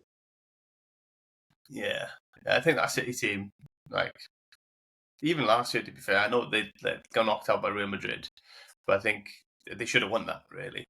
Oh, 100%. I mean, and that's how good they are, really, that you're disappointed that they lost on penalties to Real Madrid. And I think if they'd beaten Real Madrid, I think they'd have gone on to win it again, to be honest. Oh, yeah, you'd expect so, wouldn't you? I think I think that's probably where he would have stopped if he did it back-to-back. So I think probably for City fans and for Pep, it's probably a good thing they did lose and they haven't gone back-to-back on Champions League. So I think that would have been the thing that made him go, I definitely can't beat that. No one's ever going to beat 5 titles in a row, but no one's ever going to, in this country, I don't think I'll ever see an English team do back-to-back Champions League. So obviously Madrid have done it, but I don't think you'll ever see an English team do it. No, it's a difficult challenge, isn't it? Anyway. And the margins are so small, like that Real Madrid game. They're at the first leg, they scored 2 deflected goals, Real Madrid. That's just, what's the chance of that? And they only had three chances on goal all game. Scored them all. That's the thing with Madrid, isn't it? They'll take that and they'll do it to you. City over the 2 legs, City dominated them. Absolutely dominated them. A good. Yeah, it was like the one. Was it Spurs you went out to the year Spurs got in the final? And obviously, then the year after that, you got knocked out by, it was some random team like Napoli or something like that, wasn't it? It was the year before. It was like an Italian team that knocked you guys out in the one before that. can't remember who knocked us out. I remember watching, I think it was the COVID year or the year after COVID. I remember watching it in a pub garden, like you guys got knocked out, but it was like a Napoli or Inter Milan. It was this bizarre team. You think like City would knock the 7 shades out of that team if it was a league game, or if it was like a one, like a not, it was like a long term thing. It was like a Champions League quarter final when City had all that pressure. Obviously, like I think people don't appreciate in that debate of obviously like the Pep versus like United. Like United obviously didn't make that many later stages of the Champions League under Ferguson either. I think if Pep can go and do back-to-back Champions Leagues like Carlo Ancelotti has done, I think he'll obviously be immortalised. And I think Carlo Ancelotti's probably let down by some of his other managerial spells like Everton, that it takes him like I don't think he was even on that list that you just showed, was he, Ancelotti? Which I think is mental because that man's won everything.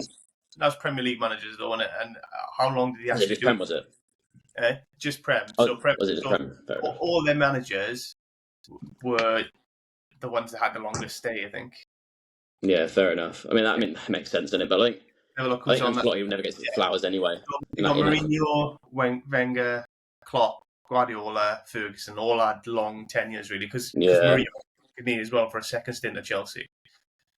I won it again.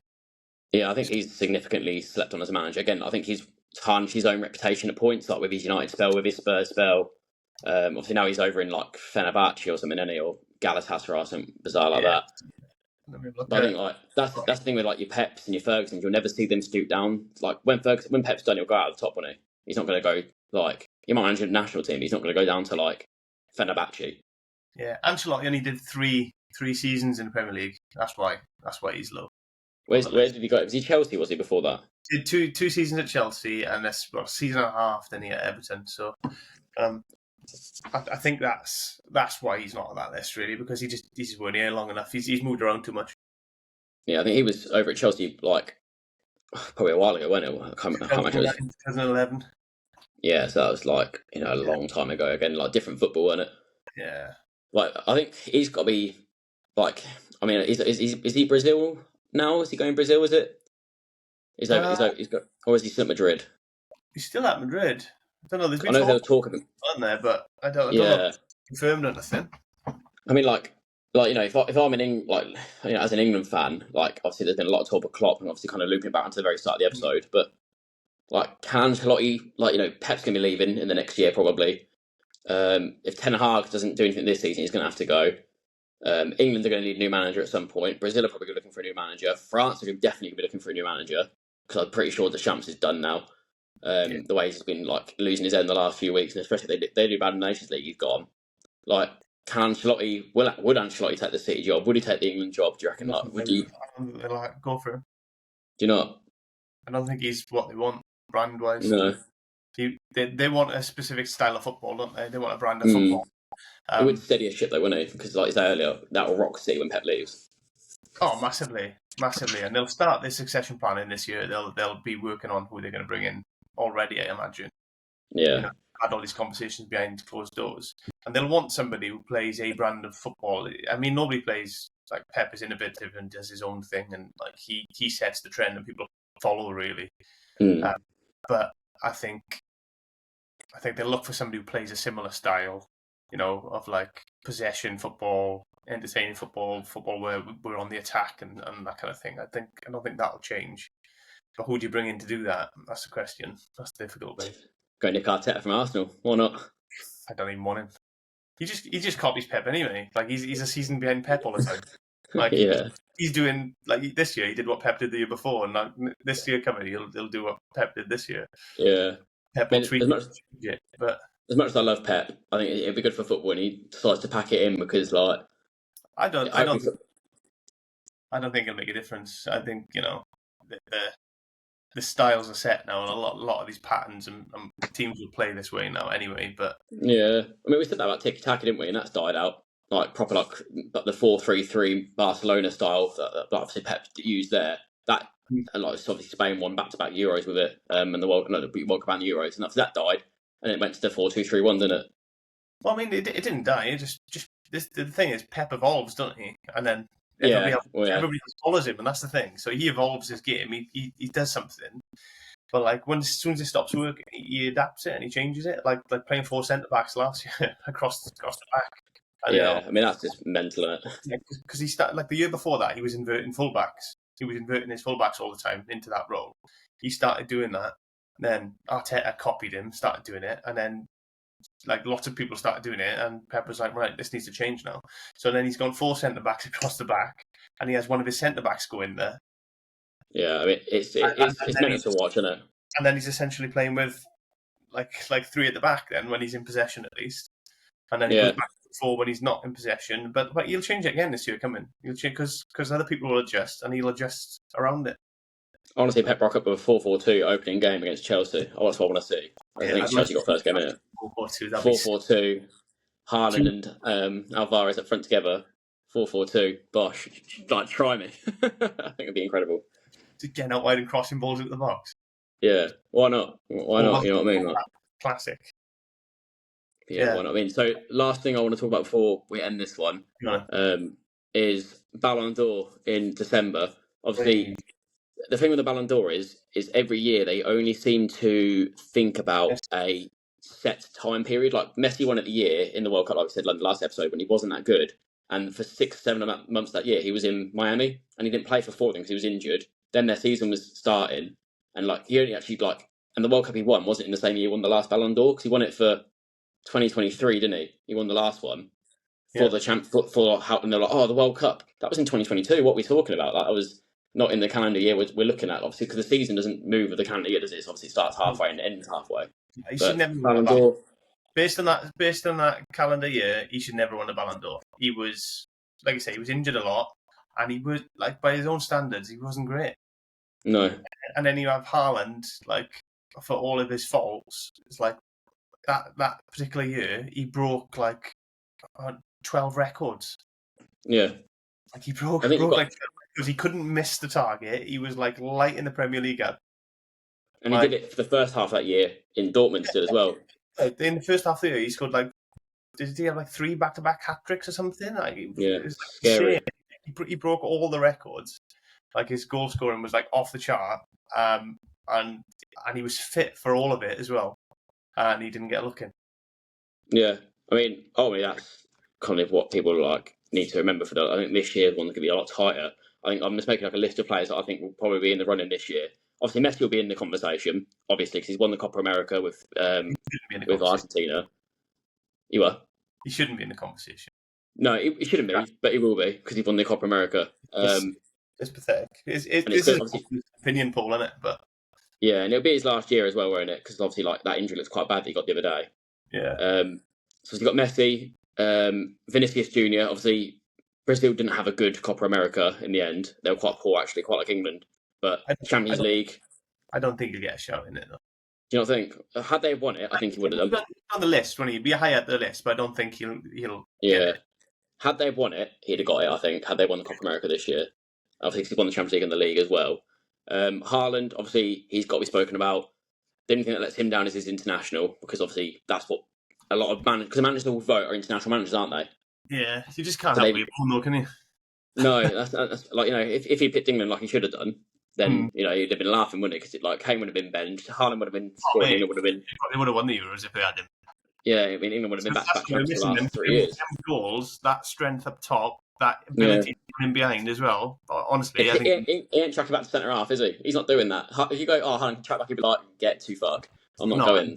Defences will have to deal with him, and like I said, and that's what he does at City. Like people are like, he doesn't do a lot when he's not got it. But what you forget is half the time, even against Real Madrid, they were putting 2 on him. He's taking players out of the game for other players to play. Yeah, and there's no one in that Spain back line that would have dealt with him that night. Then none of them. None of them are good enough. He made him look silly.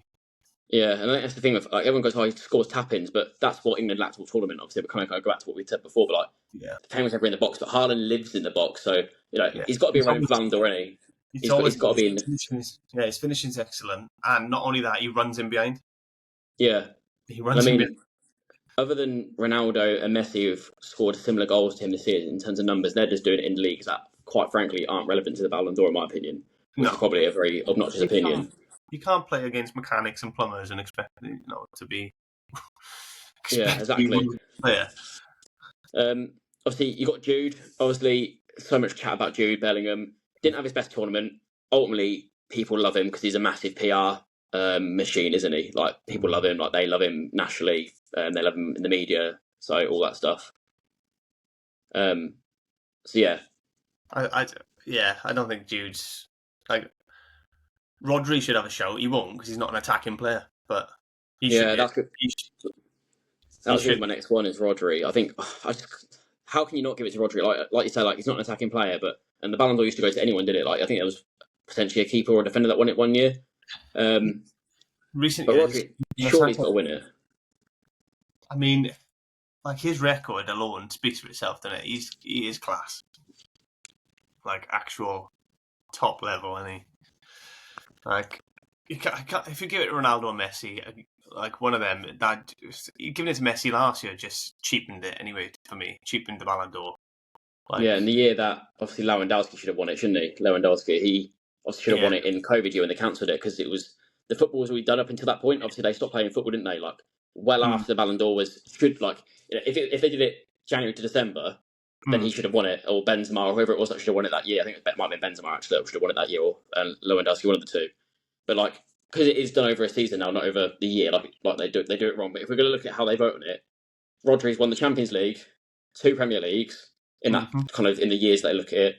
He's won the Nations League last year. He's won the Euros this year. He's won Man of the Match in 3 of the last 4 finals he's played in.